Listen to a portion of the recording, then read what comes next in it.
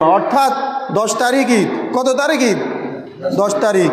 এখন 10 তারিখ ঈদ হলে 10, 11, 12 তারিখের সূর্য ডুবার আগ পর্যন্ত ঈদ থাকে।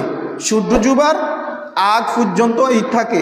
এই সূর্য ডুবার আগ পর্যন্ত যদি কারো কাছে 60,000 টাকা, মানে চলতে ফিরতে আসবাবপত্র দৈনন্দিন জীবনে যা খরচ আছে তাহা খরচ বাদ দিয়া, একারে সহজ, তাহা খরচ কি বাদ দিয়া যদি অতিরিক্ত 60,000 টাকা যদি সূর্য ডুবার আগেও থাকে, তার উপর কি কোরবানি দেওয়া ওয়াজিব।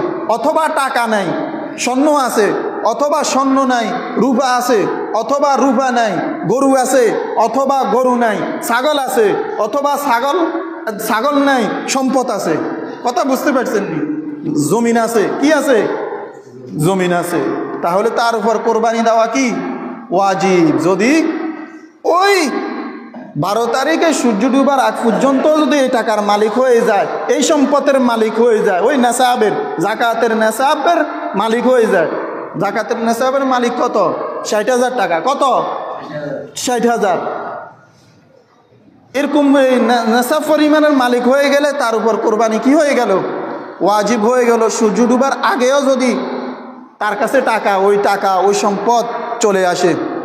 এবার আসেন 2 নাম্বার হলো গরিব ব্যক্তি কোরবানি করতে পারবে কিনা।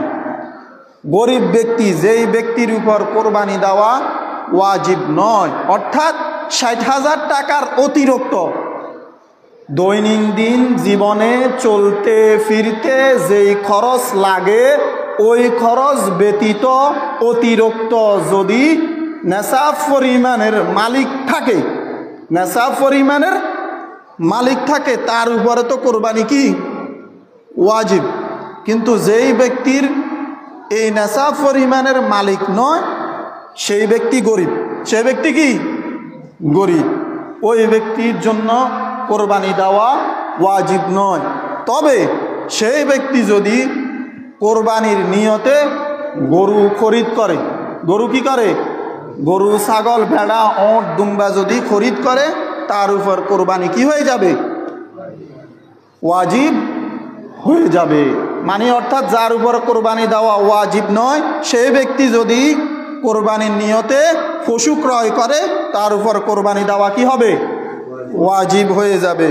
3 নাম্বার হলো কোরবানির শেষ সময়ে মুসাফির এবং মুকিম। অর্থাৎ কোরবানির শেষ সময়ে মুসাফির এবং মুকিম সেটা কি?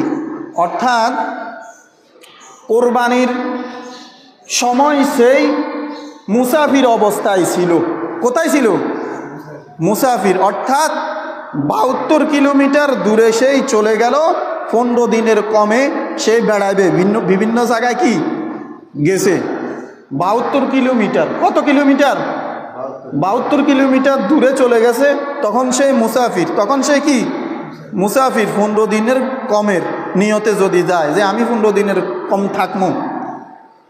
ঈদের দিন হলো 10 তারিখ, 11 তারিখ, 12 তারিখ। এখন সেই মুসাফির অবস্থা আছে। ঈদের দিনগুলোর মধ্যে কোথায় আছে? মুসাফির অবস্থায় আছে। যদি 12 তারিখে সূর্য ডুবার আগেও, 12 তারিখ সূর্য ডুবার আগেও যদি সেই মুকিম হয়ে যায়, অর্থাৎ বাড়িতে চলে আসে, কোরবানির নেশাবের মালিক যদি থাকে, তার উপর কোরবানি দেওয়া ওয়াজিব।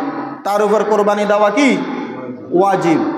আবার যেই ব্যক্তি কোরবানির দিনগুলোর মধ্যে মুকিম, কি নিজের বাড়িতে আছে, প্রয়োজনের কারণে প্রথম দিন কোরবানি করতে পারে নয়, দ্বিতীয় দিন চলে গেছে, কোনো একটি ঘটনাক্রমে বিপদ চলে গেছে, সেই কোথায়? মুসাফির। মুসাফির হয়ে গেছে, অর্থাৎ 72 কিলোমিটার দূরে সেই চলে গেছে। ওই ব্যক্তির উপর কোরবানি ওয়াজিব আর হবে না। ওয়াজিব কি হবে না। যদি সেই ওই কোরবানির দিনগুলোর মধ্যে চলে আসে, তাহলে তার উপর কোরবানি ওয়াজিব।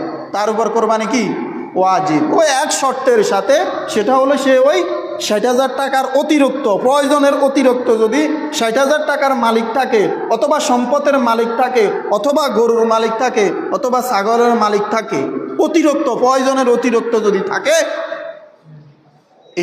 এটাকে বলা হয় নেশাব। এটাকে বলা হয় কি? নেশাব। আবার কোনো ব্যক্তি যদি কোরবানিকে রহিত করার জন্য, কোরবানিকে কি করার জন্য?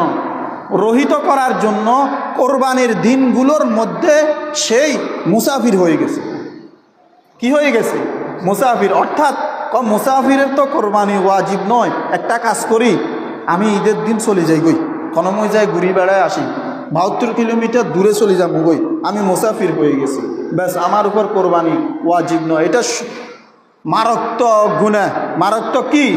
কোরবানিকে রহিত করার জন্য মুসাফির হওয়া মারাত্মক কি? কবিরা গুনাহ, কবিরা গুনাহ।